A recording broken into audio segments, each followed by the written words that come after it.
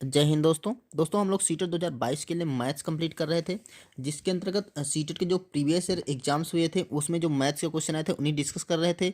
आज हम इस वीडियो में डिस्कस करेंगे जो लास्ट ईयर सीटेट का ऑनलाइन एग्जाम हुआ था 21 दिसंबर 2021 को, जो पेपर फर्स्ट हुआ था उसमें जो मैथ्स के क्वेश्चन आए थे उन्हीं डिस्कस करेंगे। तो आइए देखते हैं कौन कौन से क्वेश्चन आए थे और उन्हें हम कैसे सॉल्व कर सकते थे।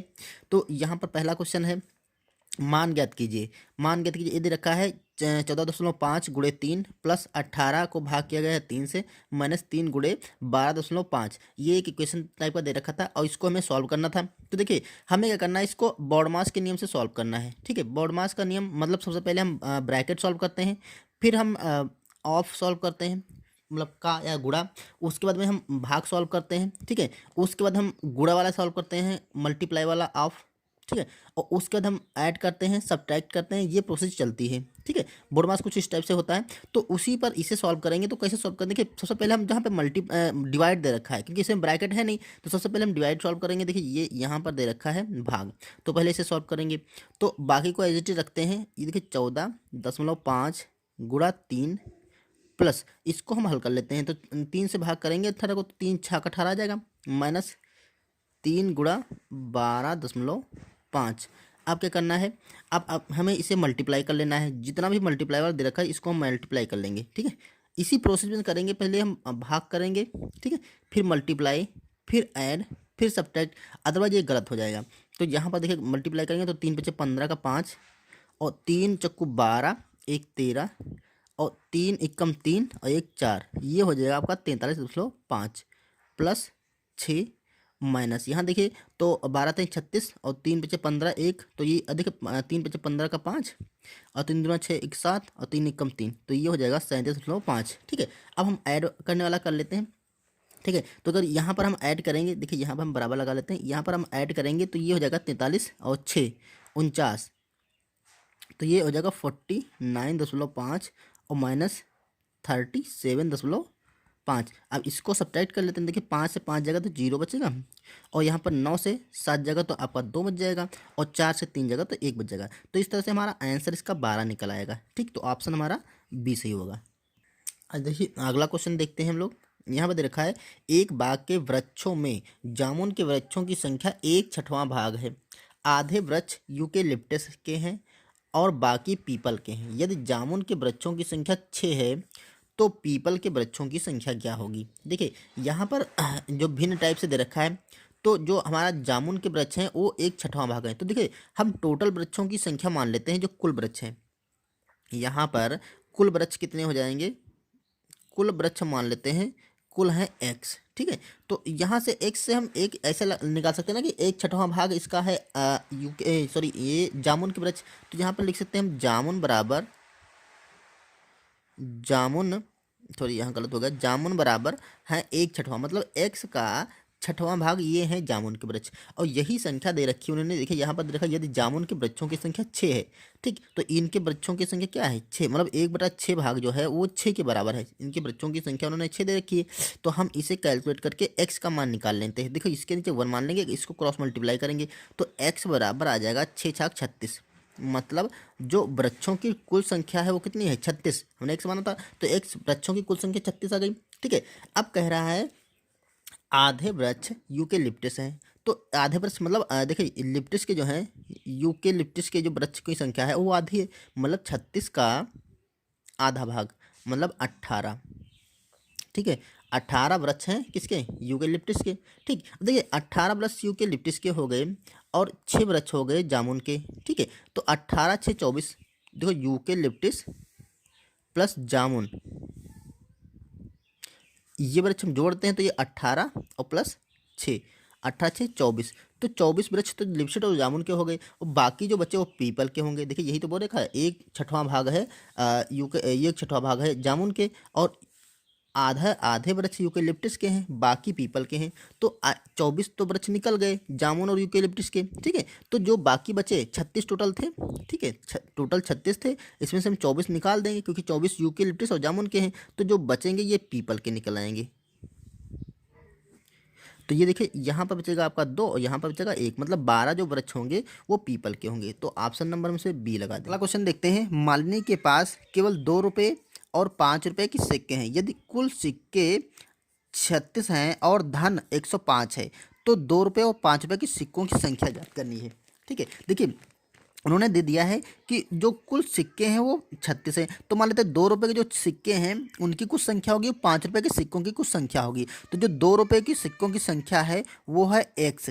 ठीक है, तो उनके सिक्कों की संख्या से गुणा कर देंगे तो टोटल जो यहाँ पे धन आएगा वो पता चल जाएगा। ठीक है, और इसी धन में हम जोड़ देंगे 5 रुपये की सिक्कों की संख्या। तो 5 रुपये की सिक्कों की संख्या को हम y मान लें, तो इसको y से गुणा करेंगे तो ये 5 रुपये का जो कुल धन होगा वो निकल आएगा। अब इन दोनों को हम जोड़ देंगे तो देखिए यहाँ पर हो जाएगा 2x और प्लस 5y, ये पूरा धन निकला। तो ये धन उन्होंने दे रखा है 105 है। ठीक है, ये आप एक बार और समझ लीजिए। देखिए 2 रुपये की जो सिक्कों की संख्या होगी उससे हम ऐसे मान लें 2 रुपये के सिक्के 5 हैं तो हमारे पास कितने रुपये, 10 रुपये बन गए। और 5 रुपये के सिक्के 4 हैं तो 5 चक्कू 20 रुपये बन गए। तो वही हमने दोनों के सिक्कों की संख्या भी पता नहीं है ना कितनी कितनी है, तो उनको हमने x और y मान करके जोड़ लिया तो 105 आ गया। ठीक है, ये एक समीकरण बना लेंगे। अब दूसरा देखिए, दोनों मान लें 2 रुपये की सिक्कों की संख्या x है और 5 रुपये की सिक्कों की संख्या y है। तो अगर दोनों के सिक्कों की संख्या जोड़ दें तो उसने कहा है कि वो सिक्कों की संख्या जो आती है वो 36 है। तो ये टोटल जो माना होगा वो आपका 36 आएगा। अब ये एक समीकरण ये और ये एक समीकरण ये, इन दोनों समीकरणों से हमें x और y के मान निकालने हैं। तो देखिए यहाँ पर 2 दे रखा है तो इसको भी हम 2 बना लेते हैं। 2 कैसे बनाएंगे, इसको 2 से पूरे को मल्टीप्लाई कर देंगे। तो देखिए यहाँ पर हो जाएगा 2x प्लस 2y प्लस 36 दूना 72। ठीक है, अब इसी समीकरण को इसके नीचे रख करके घटा देते हैं। तो ये देखिए 2x प्लस 2y बराबर 72। अब इसको क्या पूरा घटा देते हैं, यहाँ माइनस और यहाँ माइनस, तो घटाएंगे तो देखिए ये पूरा कैंसिल हो जाएगा, हमें y का मान मिल सकता है यहाँ से। देखिए यहाँ पर 5y से 2y घटेगा तो यहाँ पर 3y बचेगा बराबर, यहाँ से घटाइए 5 से 2 जाएगा तो आपका 3 बचेगा। और यहाँ पर बचा आपका 10 से 7 जाएगा तो आपका 3 बचेगा। देखिए 3 से इसे काट करेंगे तो 3 निकम 3 निकम, तो y का मान जो आ गया वो 11 आ गया। ठीक है, जैसे ही y का मान 11 आ गया तो x प्लस y का मान 36 दे रखा था।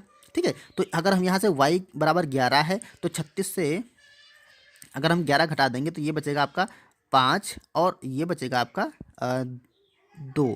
तो जो x की वैल्यू आ जाएगी वो ये हो जाएगी 25। ठीक है, देखिए y का मान 11 है तो इन दोनों को मिलाकर के तो 36 हुआ है, तो x का मान कितना रहा होगा, 25 रहा होगा। ठीक है, तो यहाँ पर हम देख लेते हैं जो x और y, देखो इन्होंने कहा 2 रुपये, मतलब हमने पहले 25 रखना है, 25 और दूसरे बार 11, तो 25 और 11 और ऑप्शन देखिए, ऑप्शन नंबर हमारा बी मिल रहा है। ओके, चलिए नेक्स्ट क्वेश्चन करते हैं।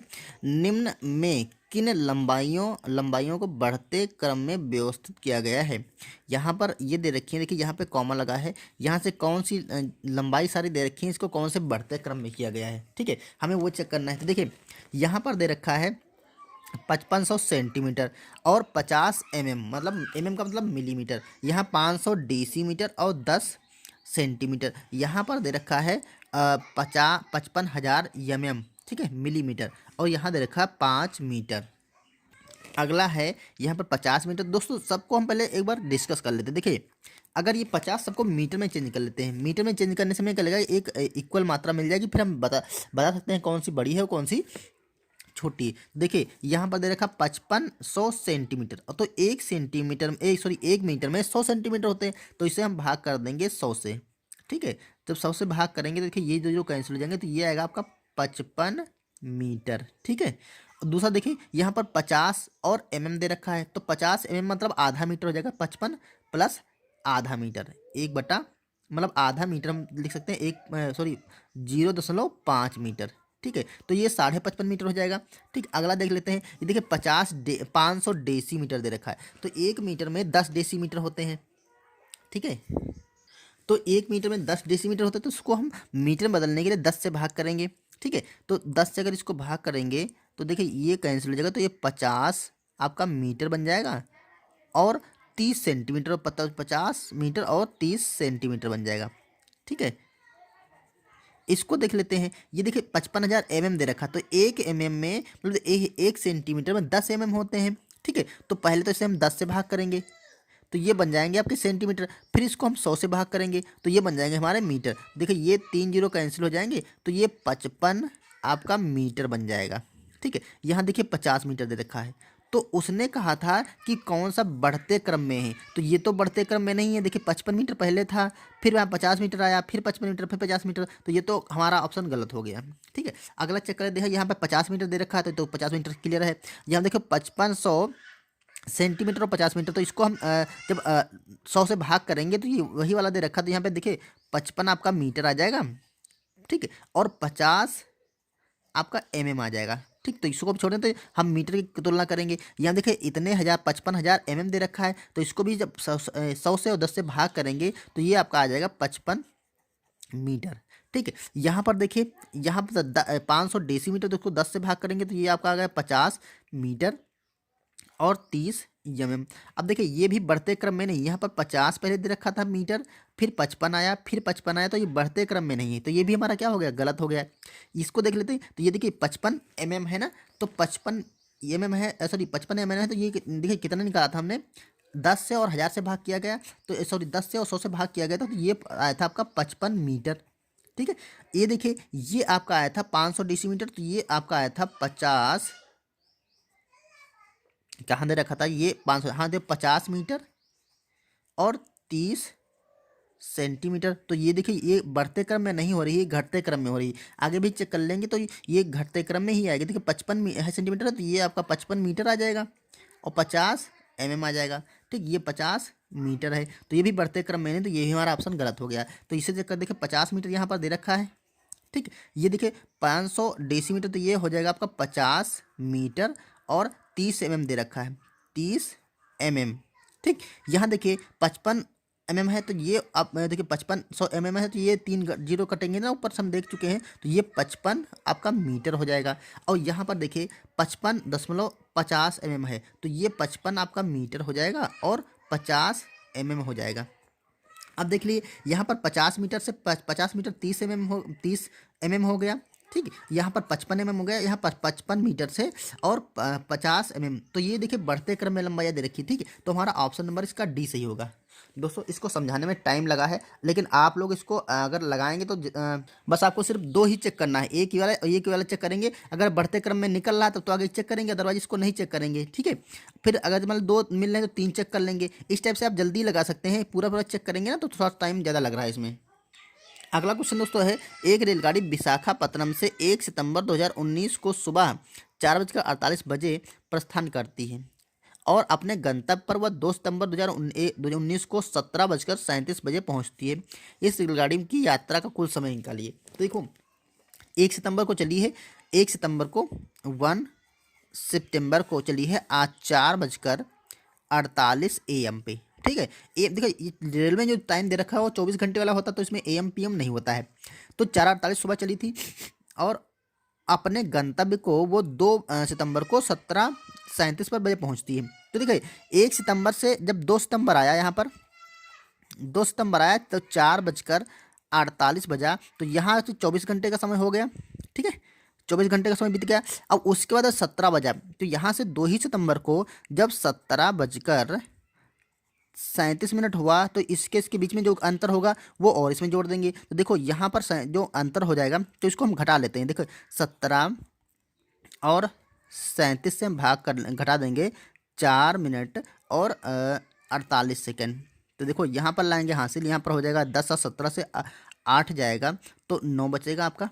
और यहाँ पर देखिए यहाँ पर जब हासिल लेकर के आएंगे, यहाँ फिर भी यहाँ नहीं घट रहा ना, यहाँ पर 2 हुआ, और यहाँ पर जब हासिल लेकर के आएंगे, ध्यान रहे इस हासिल में आपके आएंगे 6।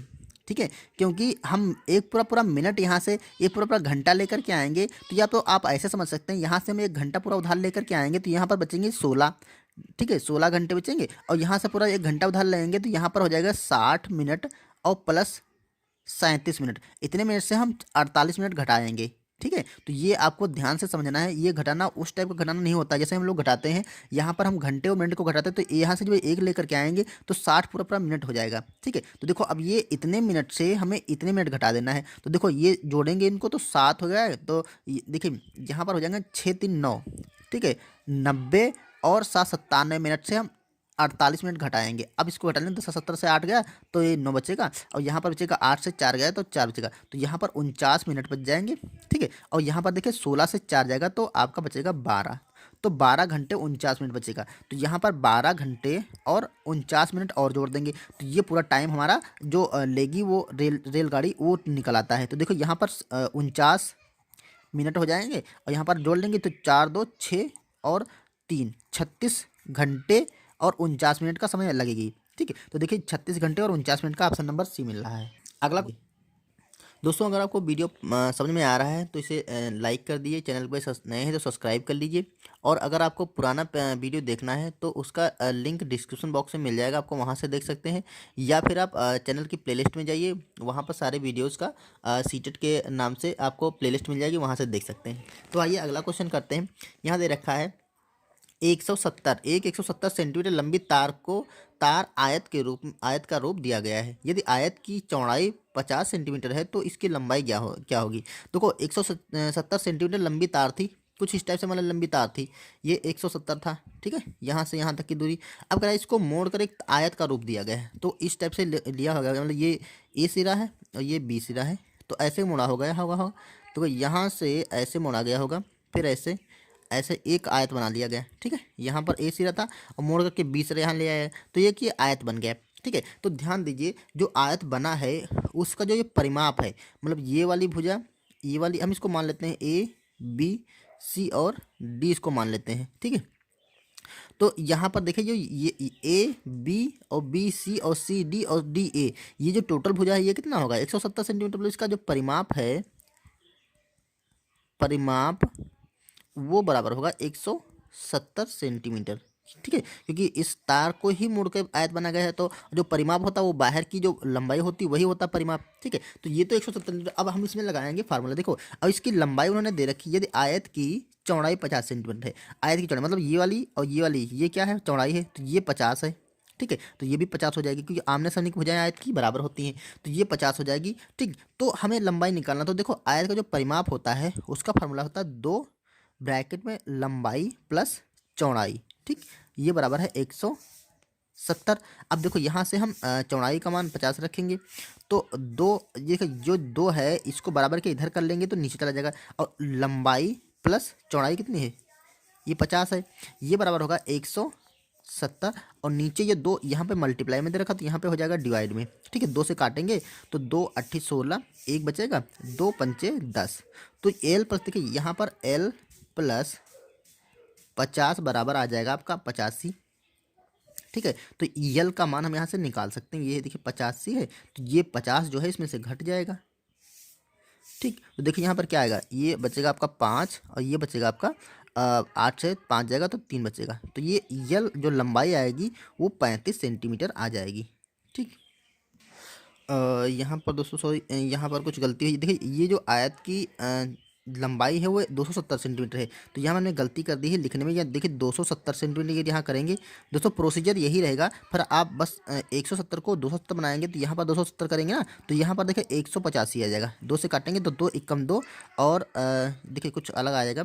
2 से जब इसको काटेंगे तो 2 एकम 2 आ जाएगा। ठीक है, और 7 को 2 से काटेंगे, 2 3 6 और 2 पंचे 10, मतलब 135 आ जाएगा। ठीक है, तो यहाँ पर हम 135 रखेंगे।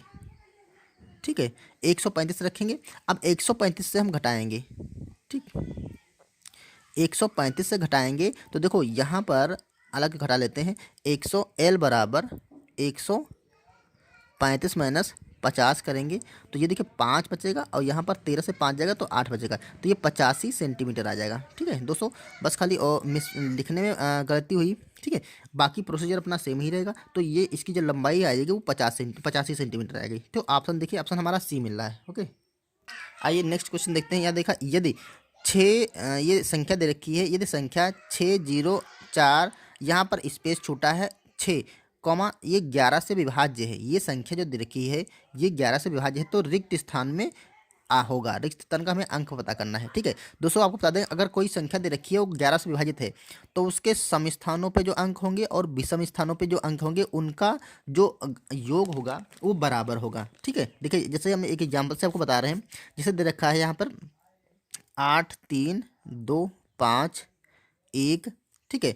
तो यहाँ पर अगर ये 11 से विभाजित है तो जो देखिए 1 2 और ये देखिए विषम स्थानों के अंक है, मतलब 1 3 और 5 नंबर पे, और ये सम स्थान पर है 2 3 5, और यहाँ पर एक और ले लेते हैं, मतलब अगर 6 अंकों की संख्या है तो यहाँ पर और लिखते हैं, देखिए 5 3 8, ठीक है। ये देखिए 8 2 10 11, 5 3 8 और यहाँ पर 3, ठीक है। तो देखिए यहाँ पर विषम सम स्थानों पे जो अंकों का योग है वो भी 11 है, और विषम स्थानों के अंकों का योग ये भी 11 है, तो मतलब इनका जो योग होगा वो बराबर होगा, ठीक है।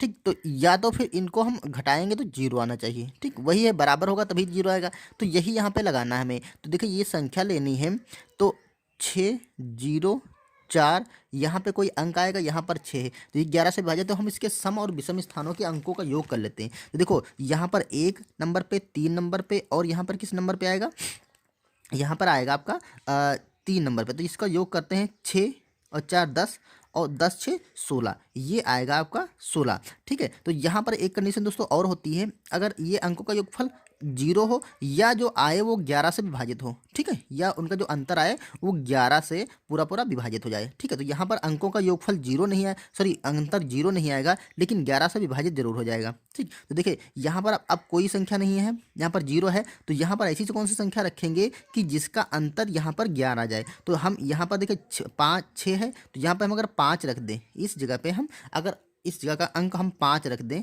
ठीक है, तो देखो यहाँ पर जोड़ेंगे तो ये 5 आ जाएगा, और इसका अंतर करेंगे तो ये आपका 11 आ जाएगा, ठीक है। 16 से 5 जाएगा तो 11 आ जाएगा, तो ये 11 से पूरा पूरा विभाजित हो जाएगा, ठीक है। तो यहाँ पर जो अंक आएगा वो 5 आपका आ जाएगा, ठीक है। तो इसमें आपको यही ध्यान रखना है कि जो संख्या 11 से विभाजित होती है, अक्सर दोस्तों इस टाइप का क्वेश्चन एग्जाम में पूछ जरूर ले आता है, हमने सीटेट का कई सारे पेपर में देखा इस टाइप का क्वेश्चन आता है कि जो संख्या 11 से विभाजित होगी तो उसके जो सम स्थान और विषम स्थान के अंक हैं उनका योगफल करेंगे, तो या तो वो 11 से विभाजित होगा, या तो उनका अंतर क्या होगा, शून्य होगा। ये दो कंडीशन होती हैं 11 से विभाजित होने वाली संख्या की, ठीक। तो ये आपको याद रखना है।